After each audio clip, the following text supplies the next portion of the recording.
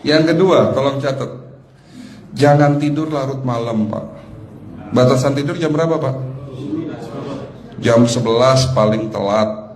Harus sudah tidur. Kenapa? Apa penjelasan medisnya? Orang yang tidur di atas jam 11 akan terganggu fungsi livernya, Pak. Dimana liver kita ini fungsinya banyak. Ya, ada 500 fungsi liver loh, Pak. Fungsi jantung ada berapa, Pak?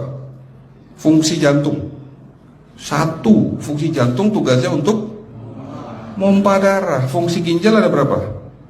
2, absorpsi dan filtrasi. Fungsi liver 500 fungsi. Jadi organ yang paling berat dalam tubuh kita kerjanya adalah liver. Liver akan rusak manakala kalau kita tidur di atas jam 11 malam. Berarti 500 fungsi liver bisa rusak, Pak. Ini salah satu penyebab diabetes. Bukan hanya kerusakan pankreas, tapi rusaknya liver bisa jadi penyakit diabetes, Pak.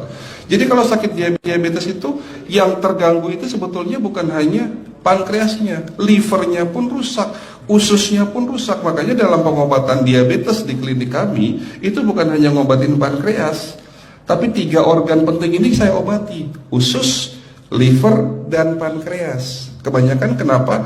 Kalau dalam pengobatan tradisional, mereka tahunya diabetes itu hanya pankreas, ya kan? Tapi di sini dalam pengobatan holistik, orang yang kena liver itu 3 organ ini pasti rusak: usus, liver, dan pankreas. Salah satu penyebab dari kerusakan liver akibat kebiasaan tidur larut malam. Jadi salah satu penyebab diabetes pun bisa karena tidur larut malam. Ya, batasan tidur jam berapa? Sekali lagi, jam 11 harus sudah tidur pulas. Jadi jam 10, setengah 11 paling lambat kita harus tidur pulas. Nanti setelah jam 1 boleh bangun. Yang penting jam 11 sampai jam 1 ini harus tidur pulas. Jadi kalau Bapak mau sholat tahajud jam 2, setengah 3 ya monggo. Ya. Oke, itu yang kedua. Yang ketiga, air putih, Pak, dijaga 2 liter sehari. Bagaimana cara minumnya yang baik? Rasulullah sudah ngajarin kita ada 6 sunnah. Harus duduk, pakai tangan kanan, seteguk demi seteguk, membaca basmalah di saat minum, diakhiri dengan alhamdulillah, kan begitu. Ya, pagi hari minum 1 gelas, bangun tidur sebelum sholat subuh. Setelah sholat subuh boleh teh, tapi juga dibilas dengan 1 gelas air putih. Sebelum mandi nanti, Pak, minum air hangat. Kalau Bapak mandinya pakai air dingin boleh, tapi sebelum mandi minum air hangat, biar tubuh kita ini jangan terlalu dingin di saat kita kena air dingin. Sampai maghrib pastikan 2 liter sudah masuk dalam tubuh kita. Malam mau tidur, tolong perhatikan Ibu ya, malam mau tidur jangan banyak-banyak minum. Nggak boleh minum malam itu segelas sampai 2 gelas mau tidur. Cukup seteguk 2 teguk saja. Karena kalau sampai kita minum mau tidur 1 gelas besar, ginjalnya malah rusak, Pak. Ya.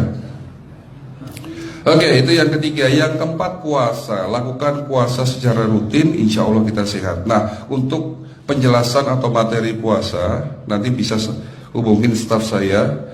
Nanti di bulan Ramadan tahun ini, kalau memang masih ada slot 1 sampai hari ke-20, saya bisa mengisi manasik kesehatan yang berkaitan dengan manfaat puasa untuk kesehatan. Insya Allah kalau memang masih ada slot waktunya, karena kita di bulan Ramadan hanya 20 hari kita mengisi manasik.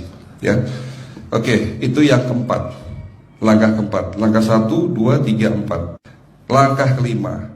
Nah, sebelum saya menjawab yang kelima, saya ingin membacakan sebuah sabda Rasulullah. Rasulullah bersabda, di dalam tubuhmu ada segumpal daging. Jika segumpal daging itu sakit, akan sakitlah seluruh tubuhmu. Dan jika segumpal daging itu rusak, akan rusaklah seluruh tubuhmu. Apa itu segumpal daging? Segumpal daging itu adalah hati. Tapi ternyata yang dimaksud Rasulullah itu bukan liver, Pak. Yang dimaksud Rasulullah adalah hati kita, roh kita, jiwa kita, perasaan kita. Kalau hati kita rusak, kita banyak penyakit hati, iri, dengki, sombong, takabur, dan sebagainya. Penyakit fisik akan muncul dalam tubuh kita. Ya tidak ada orang stres itu sehat, betul enggak Pak? Tidak ada orang yang suka marah-marah itu sehat, betul enggak? Bahkan Rasulullah mengajar senyum adalah ibadah. Senangkan orang lain, permudah urusan orang lain, insya Allah kita sehat.